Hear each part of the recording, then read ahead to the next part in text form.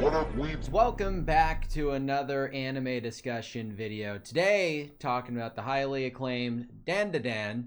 The first season just came to an end, so I thought it'd be fun to talk about why I truly think it's a successful show. Aside from it just, being fun, I think there's something deeper with Ken and Momo's connection. But I thought it would be fun to bring in someone, Momo, that also Momo, that knows about MBTI, which is what is MBTI? What can you tell me about it? Have you heard of the psychologist Carl Jung? Kind of loosely.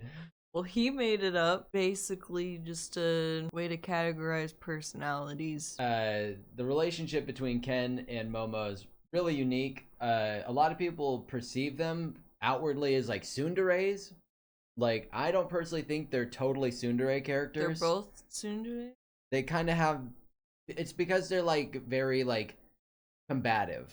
And that's just why people outright just, like... I've seen people online just say, like, tsunderes. Like, right away toward both of them. But they're also very, like, open and share a lot. So I don't think any of that's true. Momo's an ESTP and Ken is INFP. Do those two signs... Do you call them signs?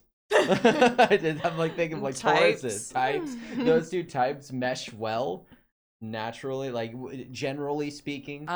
They can get along really well, but if you just put those two types together, it's not guaranteed because they're very different. Give me a general understanding of an ESTP. ESTP stereotype is like your jock in high school, okay? Okay. Momo's character is a Garu. It's close. Like, it's like being a jock with makeup. They tend to be more popular. Yes, she is popular. Like, especially when they're young, they care a lot about social stuff, but they only care about people they're close to. Other people, they don't. They can, but that might be true then. It seems like there was a debate between ESTP and ESFP for Momo, but from what you just said, that sounds pretty on point because like from everybody else like around her, just random people, she doesn't really care. Yeah, she's kind of like whatever, I don't think about it. But then with Ken and her friend, she's very like sentimental and heartfelt. Yep. And vulnerable. Yeah, that sounds about right. Okay. So like stereotypically, someone's about to get hit by a truck. Raccoon? That they don't know. By truck-coon. Yeah. They're not gonna get hit by the truck to save someone. Okay, so stereotypically it's not gonna be Yu Yu Hakusho. Nope. I guess that's fine. I'm not that mad at that. Okay, Ken is an INFP. What is a typical INFP? They're usually pretty anxious, very bottomy. Ken is a bottom. That's true, because he has that energy of kind of like whenever he feels something, and he's like, I know I feel this way about Momo, like he doesn't just go out and like say it. They can be very shy. He's super shy. Like pretty much every shot is him doing like the face. What? He's always doing that again. He's always doing that with his glasses. He's always like looking kind of shy. They like being told what to do. Okay, well Momo definitely drives their decision making. So yeah.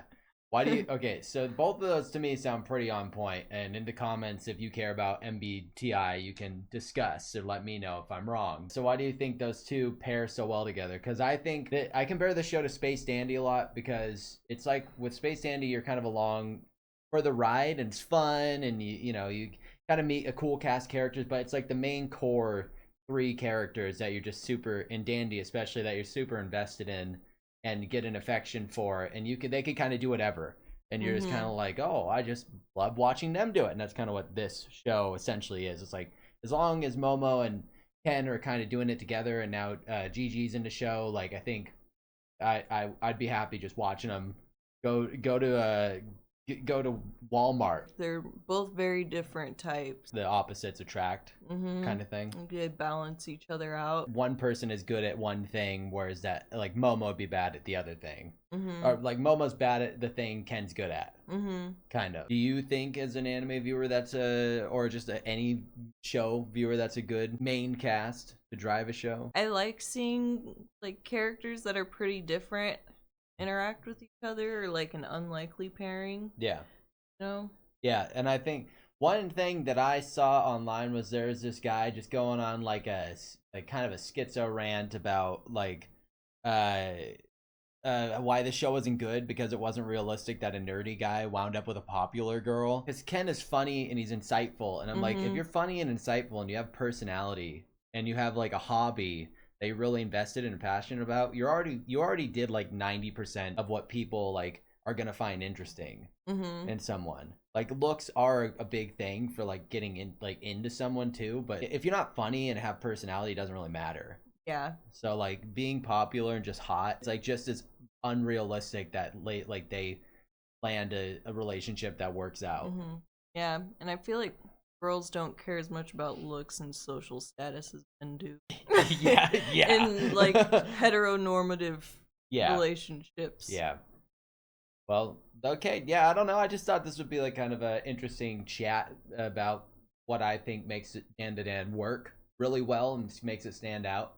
If you got any reasoning for why I'm wrong, why we're wrong, let me know in the comments. Yeah, go crazy. Punch me. Yeah, punch us in the comments. Like this video, subscribe, and until I got something else to talk about, you weebs, I'll catch you later, okay? Bye.